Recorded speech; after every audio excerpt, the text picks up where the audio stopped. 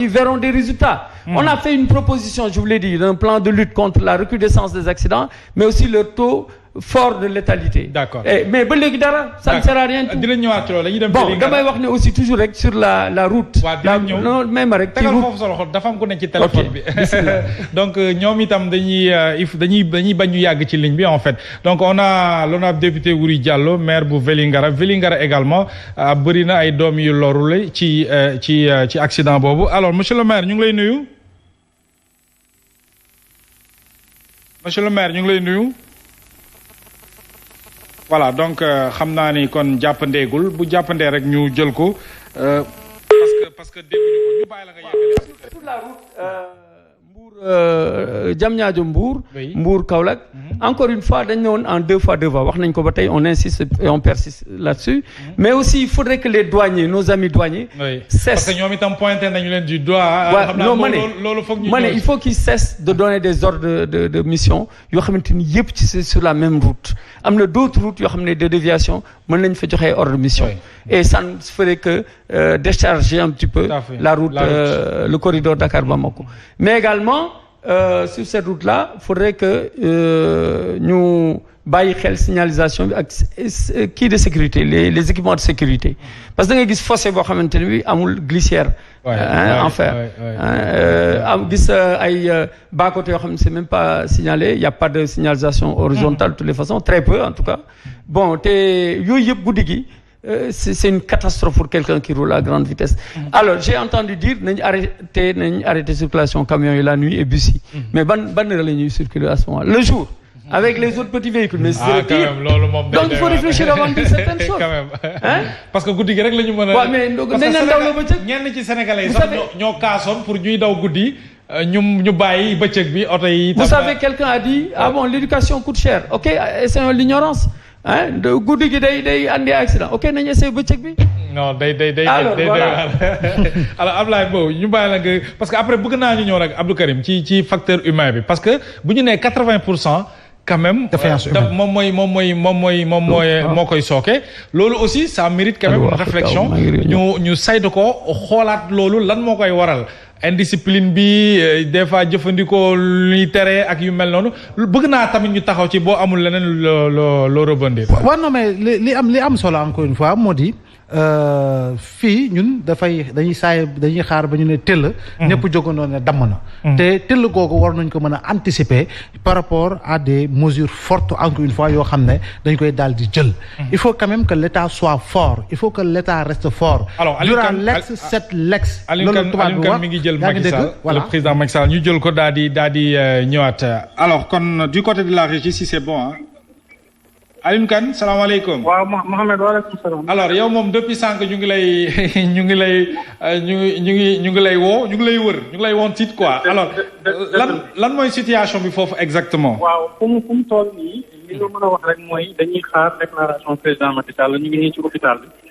d'un instant à l'autre day génn moom président Macky Sall mais avant dafa demoon ci bërëb bi nga xamante ne mooy 6 kilos. bi nga xamante ne accident bi fa la am. foofu nag déploré na li fa xew. wax na it ak service yi mu ñu defal ko le point procureur moom moo njëkk a wax expliqué. mais damay tënk rek parce que Macky Sall mu ngi génn léegi procureur li mu tënkee maanaam yëf yi moo di ne cause accident bi cause bi li ko indi mooy défaillance technique autrement dit li service technique yi remarqué mooy bus bi nga xamante ne dafa jóge woon booru Kédougou bii jóge Dakar am na benn ci yoom yoo xamante ne dafa amoon ay pneu yoo xamante ne baax ñeenti pneu yi dañoo classé te it bi ñu demee ba seetantal dañoo seetlu ne même yeneen pneu yi nga xamante ne saa tam bus bi amoon na ko laata accident bi am maanaam ni mu war a woon peesee ci wàllu air daal am waaw mu ngi nii président Macky Sall mooy wax ci nii léegi xam naa dama lay delloo xam parce que damay foo ma jël ay. voilà Alioune Kane boo mënee jege si ñu mën a am réaction au président de la République absolument. Suite à cet accident de circulation qui a occasionné la mort de 39 personnes. Je dois tout de suite corriger les chiffres qui ont circulé depuis ce matin. En réalité, corps transférés après l'accident ont retrouvé 2 autres corps qui étaient dans la morgue de l'hôpital, qui n'avaient rien à voir avec l'accident. Nous notons beaucoup de douleur et beaucoup de tristesse.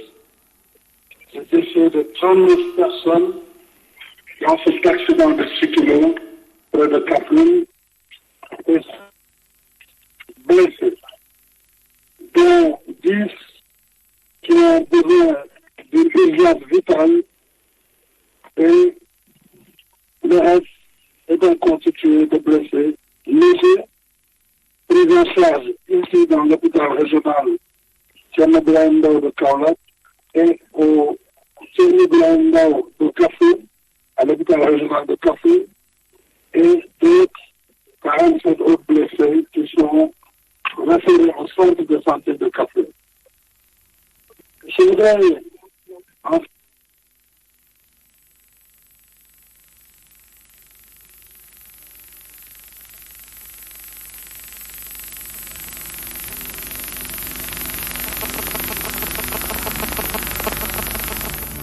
mën ñu jox également le discours du chef de l'État, sa déclaration ginnaaw jéye ji Alioune Kane buñ ko mën a buñ ko mënaatee am. Donc je pense que ne ce serait quand même très bien que ñu am ki nga xam ne moo di le président de la République. Il est en train de faire sa déclaration. Président plutôt Ablaye Mbow, gis nañu le président de la République qui s'est déplacé à Kaffrine. Lan la ñu mën a jàngatee foofu, est-ce que mën nañu am njort bu rafet que ne d'après bu jugee foofu incha allah daañu mën a am nag xëy na et enfin des mesures quand même concrètes pour éradiquer ce fléau. xanaa ñu tegandoo si bët ñu ñëpp. bu ñu si tegandoo bët ñu ñëpp par rapport ak li nga xam ne annonce yi ñuy def. et mu nekk application ak suivi su boobaa daañu ko mën a gëm.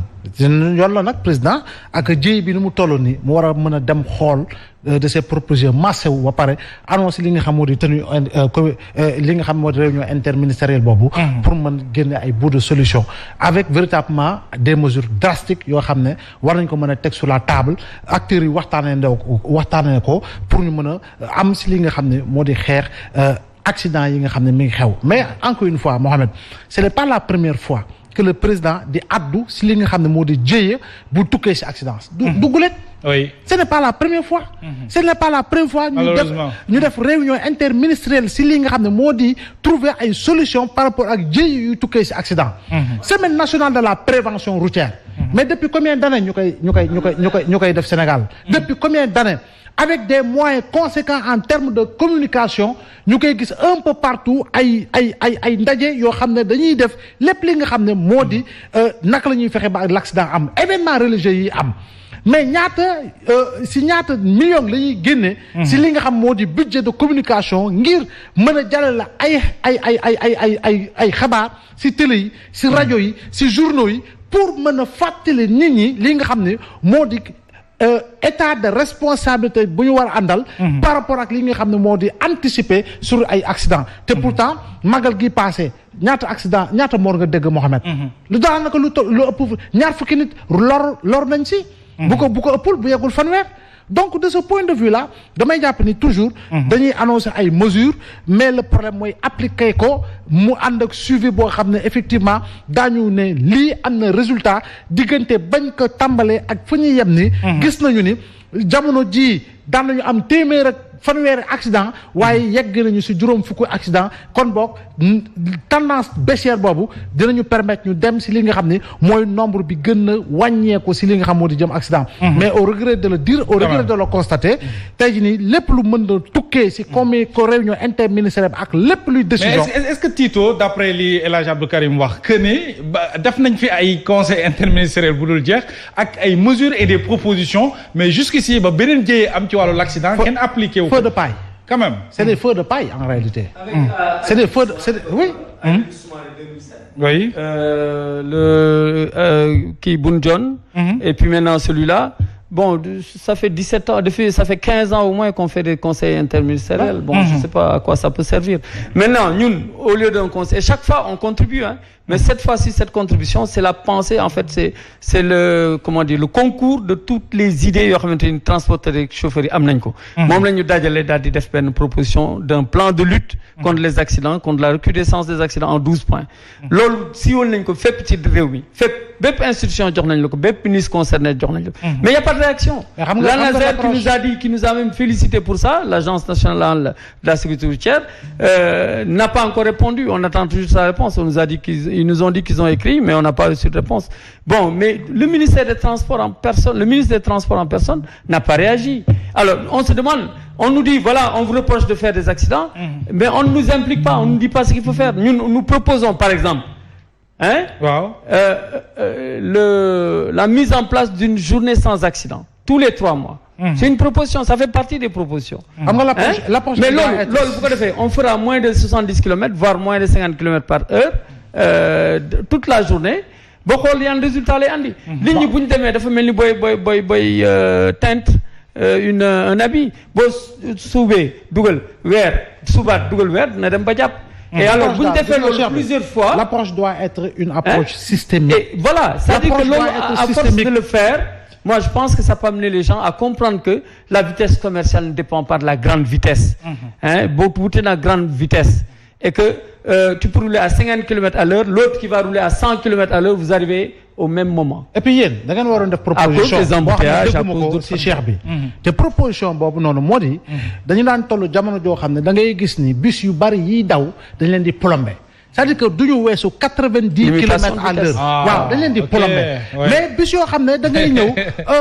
vannes toutes les vannes sont ouvertes yaa ngi dégg turbo yëpp ubbi ñu kii ko oto boobu di war a mën a daw 120 130 140 kilomètres à l'heure parce que ñàpp nañu tali bi glissé na defar nañ ko alors que ñoom war nañu mën a insister si li nga xam ne moo di plombage oto yooyu ba nga xam ni dañuy ne oto bi du weesu li nga xam moo di 90 kilomètres à l'heure defe naa ni bu ñu xeexee limitation des vitesses par rapport à des actions forcées yoo xam ne si moteur ba nga ko naan tëll defe naa ni am na li nga xam ne moo di excès de vitesse bi nga xam ne war nañ si mën a andi ay solution yooyu ay solution radicale la mais dina permettre encore une fois damay jàpp ne dina contribuer j'allais dire à une réduction drastique si li nga xam ne moo di accident yi parce que choc yi nga xam ne mooy am ba nga xam ne oto yi dañu proposé te état du ko jëfandikoo duñ ko respecté aussi mais ñoom seen wàllu bopp Mohamed xam nga tey que moom oto ya ñoom syndicaliste ñi nga xam ne ñoom ñoo yor secteur transport bi sans que Cheikh bi Ndoye seen responsabilité waaw kilifa gi Ndoye ñu ngi koy dégg parce que tam ñu ngi rafetlu taxawaayam par rapport ak li nga xam ne mooy langage de vérité bi nga xam ne da koy tenir voilà da koy tenir souvent par rapport ak li nga xam ne mooy moo ëmb secteur transport mais ñoom seen wàllu bopp ñoom ñoo war toog ñoo war a waxtaan dem vers des propositions en direction de l'autorité pour ñu ne léegi jamono ji woto boo xam ne transport la boo yegseetee daañu def li nga xam ne mooy plomber sa moteur ba nga xam ne doo mën a def li nga xam mooy excès de vitesse absolument porte bagage bi ñu xool naka lañ koy interdire à défaut parce que porte bagage day joxe xaalis voilà sac ba ngay gàddu mu nekk sac pour sa yëre amaana du ko weesu mais Mohamed porte bagage yoo xam ne nag sax dañ ko fay takk porte bagage yoo xam ne vélo scooter lu ne lañ koy gis te encore une fois ñoom seen wàllu bopp defe naa ni kilifa gi war ñoo xëy na jàngat nañ ko anticiper nañ ko mais si l'on y prend garde Dakar risque également de devenir une autre zone beaucoup plus accidentogène encore une fois parce que ñu ngi liggéey 300 milliards pour le bus rapide transit yow gis nga circuit bi bus bi di jaar avec aujourd'hui cette pléthore de moto yi nga xam ne ñi ngi biir Ndakaaru Jakarta yi di daw gauche daw droite di fël rétroviseur yi di damm di fël ay nit defe naa ni itam dinañu dem ba nga xam ne dina sens contraire yi ñuy jël di ko utiliser encore une fois defe naa ni loolu yëpp dafa bokk si seen solution yi nga xam ne avec une approche holistique yi nga xam ne war nañu ko mën a jël ce n'est pas au-delà de Dakar c'est Dakar et dans l'ensemble des localités du Sénégal yi ñu war a mën a jël ay décisions ne lii nag dañ koy tënk dañ koy respecter yow sa rétroviseur Jakarta damm ko yow xoos sa oto yëpp ay Jakarta la lu tax juróomi Jakarta ñooy taxaw droite fukki taxaw gauche wër la ndomb ba boo départ sax doo xam yow effectivement kan nga siy sóoraale te bu ñu defal attention bus bi ñu ne toutes les 15 minutes amaana benn bus daw nga gis Dakar nu muy war a mën a transformé woo bu fekkee ne ligne boobu pour bus bi la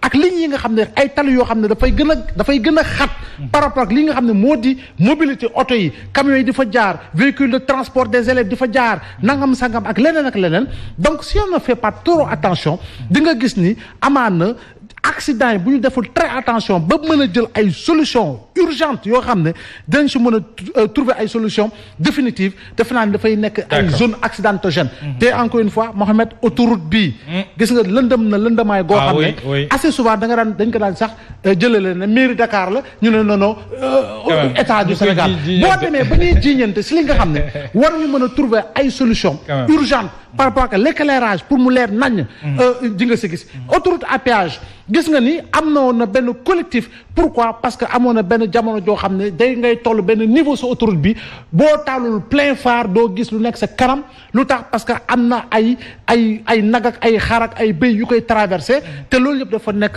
ay cas d'accident yoo xam ne souvent c'est mortel et très souvent dañ siy décompter li nga xam ne moo di mort donc il faut que l'État reste ferme je disais tantôt Duralex la loi est dure mais c'est la loi il faut quand même que ñu war ko mën a appliquer ba pare nous l'appliquer à nous-mêmes par rapport au comportement que nous devrions avoir si nous sommes sur les routes. Alors dañuy jël ci téléphone bi Thierno Cheikh Omar Bachir Tall moom nag moom mooy doom la ci xalif général bu famille omarienne d'ailleurs sax ñu ngi waajal seen ko ziara ba ci Louga moom it am na xalaatam ci lii sëriñ bi ñu ngi lay ziare bu baax a baax di am mbégte lool ci dalal la ci édition spéciale bi.